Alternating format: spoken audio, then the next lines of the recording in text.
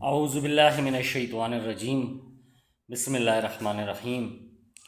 ناظرین، امید ہے کہ آپ انشاءاللہ ایمان و صحت کی بہترین حالت میں ہوں گے۔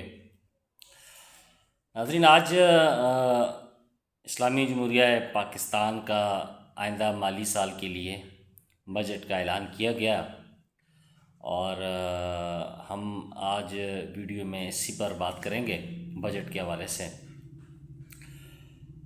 بجٹ کا جو کل حجم رکھا گیا ہے وہ رکھا گیا ہے 18.77 ارب روپے، جو کہ گزشتہ جو بجٹ تھا گزشتہ مالی سال سے یہ کافی بہتر رکھا گیا ہے، اور حسب سابق روایات کے مطابق جو ہے وہ دفاعی بجٹ مزید بڑھایا گیا ہے، اور دفاعی بجٹ بھی اس دفعہ 3 کھرب روپے جو ہے وہ رکھا گیا ہے۔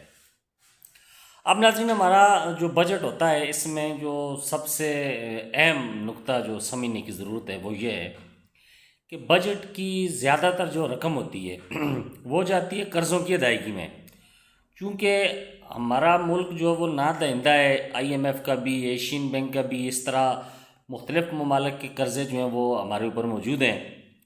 تو بجٹ میں جو رقم رکھی جاتی ہے، جو رقم مخصوص کی جاتی ہے، اس میں ایک بہت بڑی تعداد جو ہے وہ قرضوں کی مد میں چلی جاتی ہے، اور قرض بھی چونکہ یہاں پہ پوری دنیا میں ایک سسٹم رائج ہے کہ انٹرسٹ پہ قرض ہوتا ہے، سود ہوتا ہے، تو ہم قرض اتنا زیادہ لیتے ہیں اور اس کے اوپر سود کی رقم اتنی زیادہ ہوتی ہے کہ بہت بڑا پیسہ جو ہے، بجٹ کا ایک بہت بڑا حصہ جو ہے وہ قرض اور خاص طور پہ اس کے اوپر جو سود ہوتا ہے وہ سود کی ادائیگیوں کی مد میں وہ چلا جاتا ہے۔ بہرحال یہ بھی ایک ہمارے لیے ایک المیہ ہے کہ ہم جو ہے وہ سودی تجارت، سودی لین دین، چونکہ ٹھیک ہے یہ دنیا میں سسٹم رائج ہے، لیکن ہم اپنے آپ کو اس قابل کریں، ہم ایک ایٹمی طاقت ہیں، ہمارے ملک کے اندر وسائل ہیں، ہم جغرافیائی طور پر ایسے ایک اہم ترین خطے پہ واقع ہیں، ہمارے ساتھ چائنا ہے، سنٹرل ایشیا کے لیے ہم راداری کا کام کرتے ہیں۔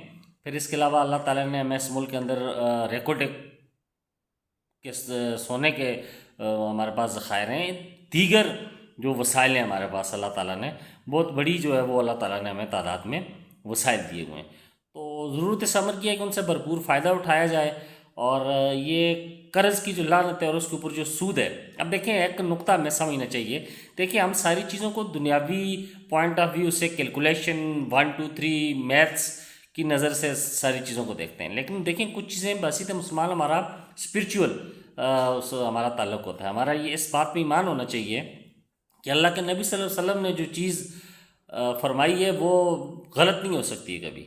سورج مشرق کی بجائے مغرب سے طلوع ہو سکتا ہے، لیکن اللہ کے نبی صلی اللہ علیہ وسلم کی بتائی ہوئی چیزیں کبھی غلط نہیں ہو سکتی ہیں۔ تو سود کے بارے میں تو انہوں نے ان کی واضح احادیث موجود ہیں، مختلف درجات بلند کیے ہیں سود کے، اور ان میں سے ایک پہ یہ کہا ہے کہ اللہ تعالیٰ کے خلاف ننگی تلوار کے ساتھ اعلان جنگ کرنا۔ آپ سوچیں کہ جب ہم سودی معیشت کا حصہ ہیں، سودی معاملات میں انوالو ہیں، اللہ تعالیٰ کے ساتھ ہم کھلم کھلا اعلان جنگ کیے ہوئے ہیں، تو ہمارے حالات تو نہیں بہتر ہو سکتے ہیں۔ ہمارا مطلب جتنا مرضی آپ 18 ارب کی بجائے 18 کھرب کی بجائے 1800 کھرب کا بجٹ لے آئیں، آپ نہیں، کبھی نہیں کامیاب ہو سکتے ہیں۔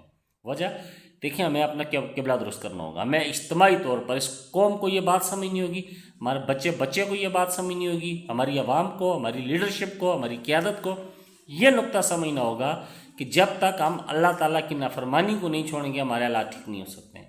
اس قرضے کو ختم کیا جائے، واقعی جسے کہتے ہیں پیٹ پر پتھر باندھ کر کیے جائیں۔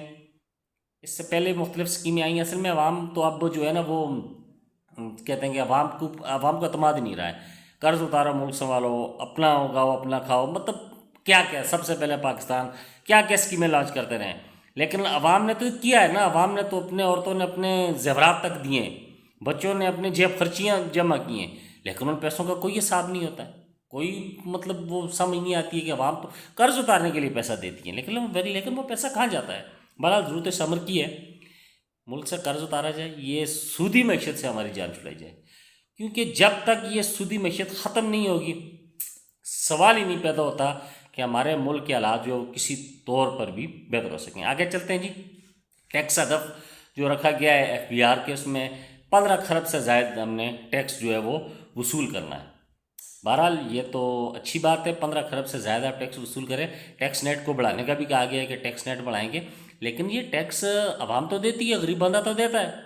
یہ ٹیکس آپ ذرا جاگیرداروں سے بھی لیں، وڈیروں سے بھی لیں، سرمایہ داروں سے بھی لیں، یہ ٹیکس وہ ٹیکس دیں تو اس ملک کے حالات بہتر ہوں گے۔ آپ ٹیکس بار بار انہی مطلب بیچارے عوام سے آپ ٹیکس لے رہے ہوتے ہیں، بڑے لوگوں سے ٹیکس لیں، ملک کا فائدہ ہوگا۔ ٹیکس جم ہونا چاہیے، ٹیکس کے بغیر جو ہے وہ چیزیں چلنی مشکل ہو جاتی ہیں۔ اب جو ترقیاتی بجٹ رکھا ہے، ترقیاتی بجٹ رکھا ہے 1 کھرب روپیہ، 1 کھرب ترقیاتی بجٹ، اور یہ کم اسی وجہ سے ہوا ہے کہ آپ نے قرضے ادا کرنے ہیں، آپ نے IMF کے پیسے واپس کرنے ہیں، آپ نے دیگر جو ممالک کا آپ کے اوپر قرض ہے آپ نے وہ واپس کرنے، اس لیے آپ ترقیاتی کام ملک میں کھل کے نہیں کر سکتے ہیں، مطلب ممکن نہیں ہے آپ کے لیے ترقیاتی کام کرنا۔ 1 کھرب روپیہ مطلب وہ اونٹ کے منہ میں زیرہ دینے والی بات ہوئی، ٹھیک ہے جی۔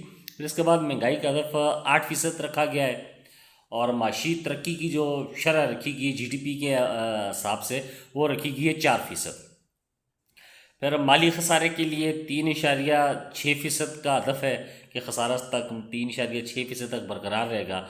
پھر تنخواہوں میں 10% اور پینشن میں 7% اضافہ کیے گئے۔ ٹھیک ہے، اب اگر یہ اضافہ کیا گیا ہے تو کیا جو نئے جو ہے وہ اعداد و شمار آئیں گے مہنگائی کے، جو مہنگائی ہوگی، چیزوں کی قیمتیں زیادہ ہوں گی، تو کیا یہ ایک تنخواہ دار بندہ اس چیز کو مینیج کر سکے گا؟ مطلب میرا نہیں خیال کہ ایک تنخواہ دار آدمی جو ہے وہ چیزوں کو مینیج کر سکے گا۔ پھر اس طرح کم سے کم تنخواہ جو اجرت جو مزدور کی ہے وہ 40,000 روپے ماہانہ سے بڑھا کر 42,000 روپے ماہانہ کر دی گئی ہے۔ ایک اہم سوال، ایک اہم ٹاپک پیٹرولیم لیوی، اور پیٹرولیم لیوی کو پھر برقرار رکھا گیا، اور اس سے بھی جو ہے وہ کافی سارا ٹیکس جو ہے وہ جمع کرنے کا ہدف رکھا گیا ہے۔ اس کو برقرار رکھا جائے گا، اور عین ممکن ہے کہ اس کو مزید بڑھایا بھی جائے، یعنی کہ یہ جو ظلم عوام کے اوپر پیٹرولیم لیوی کی مد میں ہو رہا ہے نا، یہ ختم نہیں ہوگا، اور اس پہ بحث عوام کی چلتی رہے گی، ہم بھی بولتے رہیں گے، عوام بھی بولتی رہے گی، لیکن یہ اونٹ جو ہے وہ کسی کروٹ بیٹھتا ہوا نظر نہیں آ رہا ہے۔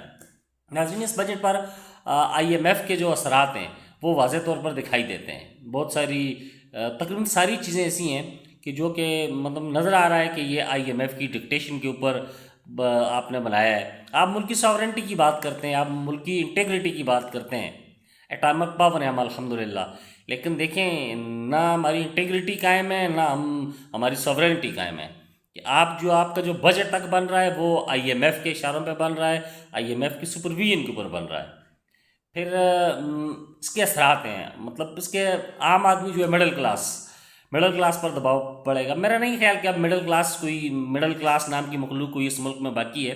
مڈل کلاس تو ختم ہو گئی ہے، مڈل کلاس کو تو آپ نے بالکل پامال کر دیا ہے، ختم کر دیا ہے۔ ہاں، آپ خط غربت سے نیچے کی بات کریں، لوئر مڈل کلاس سے بات کریں، اس سے بھی نیچے کی بات کریں، یا تو ایلیٹ کلاس ہے پاکستان میں، یا پھر جو ہے وہ اسے آپ کہہ سکتے ہیں کہ شودر کی آپ درجہ دے سکتے ہیں، کہ مطلب حالت اس کو ملک کی یہ ہے کہ ایک عام آدمی سانس نہیں لے سکتا ہے۔ سولر کے اوپر آپ ٹیکس لگا رہے ہیں، جو توانائی جو بجلی اللہ تعالیٰ نے دی ہے، ٹھیک ہے جی، جس کے ذریعے آپ بجلی پیدا کر سکتے ہیں اس توانائی کے ذریعے سے، وہ اللہ تعالیٰ کی دی ہوئی بجلی ہے، یہ آپ کی بنائی ہوئی بجلی نہیں ہے، آپ اس کے اوپر بھی ٹیکس لگا رہے ہیں۔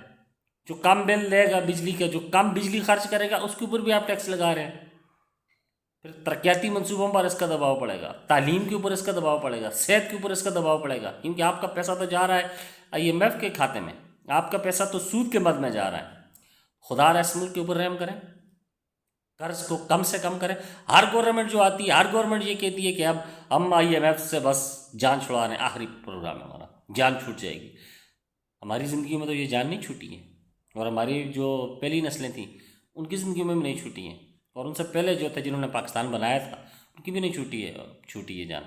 اور ہمیں تو آئندہ بھی مطلب جو حالات ہیں، اللہ سے دعا ہے کہ اللہ کرے کچھ بہتری ہو جائے، لیکن جو حالات چل رہے ہیں، جو مطلب آپ حکومتوں کے اور سیاسی ہمارے جو اکابرین ہیں، خواہ وہ کسی بھی پارٹی سے تعلق رکھتے ہیں، پیپلز پارٹی سے ہیں، نون لیگ سے ہیں، PTI سے ہیں، جمیعت علماء اسلام، جو بھی وٹ ایور، آپ گورنمنٹ کے اندر ہیں، یا آپ سارے ذمہ دار ہیں اس چیز کے۔